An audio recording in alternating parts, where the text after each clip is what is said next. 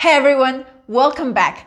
Today's lesson is gonna be pan comido. Now, of course, Darcy doesn't mean literally that today's lesson is going to be eaten bread. She's using an idiomatic expression. It's kind of like saying it's going to be a piece of cake.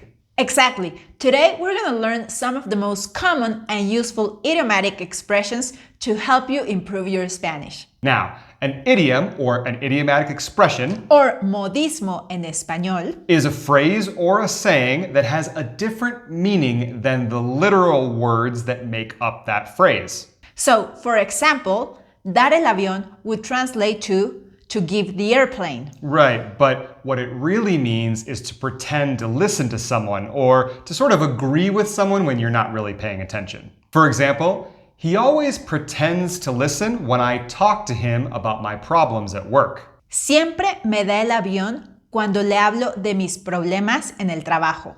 Or, I realized you were pretending to listen when I asked you to repeat what I said. Me di cuenta de que me estabas dando el avión cuando te pedí que repitieras lo que dije. And learning idioms like this can have a lot of benefits, from sounding more like a native speaker to improving your communication or your listening skills, and just help you gain more insight into culture and humor. So here are 10 idiomatic expressions in Spanish. So some of these you might actually have heard before because they're the same in English, but let's see if you know all of them. Number 1, no tener ni pies ni cabeza. So this literally means to have neither feet nor head. But what it really means is that something makes no sense. For example, the plan the company presented makes no sense. No one understands it. El plan que presentó la empresa no tiene ni pies ni cabeza. Nadie lo entiende. Or, that story Anna told makes no sense. It's full of contradictions. Esa historia que Ana contó no tiene ni pies ni cabeza. Está llena de contradicciones. Number 2, pan comido. So this literally means eaten bread, but what it really means is that something is very easy for you to do. So in English, we don't have eaten bread, but we do say it's a piece of cake, and that means the same thing. For example, for Lewis, solving the math problem was a piece of cake. Para Luis, resolver este problema de matemáticas fue pan comido. Maria finds it really easy to cook this recipe. She's done it many times before. A María se le hace pan comido cocinar esta receta. La ha hecho muchas veces antes.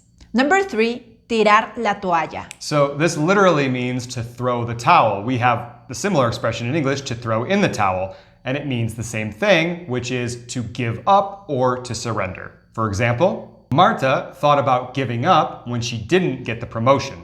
Marta pensó en tirar la toalla cuando no consiguió el ascenso.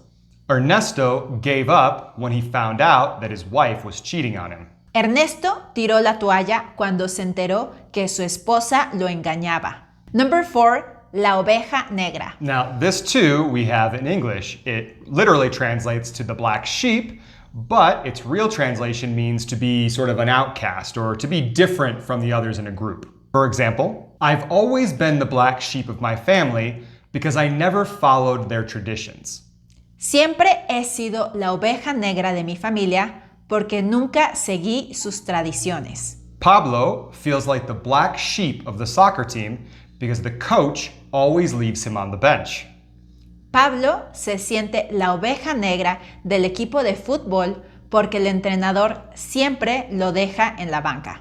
Number 5, estar en las nubes. So this literally means to be in the clouds. In English, we have something similar. It's to have your head in the clouds, and it means to sort of be distracted or lost in thought. Holly was daydreaming and didn't understand anything her boss said. Holly estaba en las nubes y no entendió nada de lo que dijo su jefe. Rocio is always distracted because she's in love with Jerry. Rocío está en las nubes porque está enamorada de Jerry. Okay, here's a good time to stop and remind you all, please like this video, subscribe to the channel if you still haven't, and head over to Buy Me a Coffee where you can donate to the channel and give us that caffeinated energy we need to keep making videos like this to help improve your Spanish. And don't forget, Jeff, we also have memberships now, and you can become a member of our community and receive extra benefits. You can become our amigo or our primo, and that link will be in the description of this video. Number 6. No tener pelos en la lengua. Okay, so this literally means to not have hairs on the tongue, but what it really means is to be blunt or very straightforward. For example, my grandmother is very straightforward and always says what she thinks. Mi abuela no tiene pelos en la lengua y siempre dice lo que piensa. The deputy director was very blunt and told his boss that he did not agree with the decision. El subdirector no tenía pelos en la lengua y le dijo a su jefe que no estaba de acuerdo con la decisión. Number 7. Estar entre la espada y la pared. So this literally means to be between the sword and the wall. Now we have a similar idiom in English, which would be between a rock and a hard place. So the real meaning is to be in a situation where you sort of have no good options. For example, Luisa was in a really difficult situation because she had to choose between her family and her career. Luisa estaba entre la espada y la pared porque tenía que elegir entre su familia y su carrera. We felt stuck between a rock and a hard place when they told us that we had to pay immediately or lose the house. Nos sentíamos entre la espada y la pared cuando nos dijeron que debíamos pagar de inmediato o perderíamos la casa. Number 8.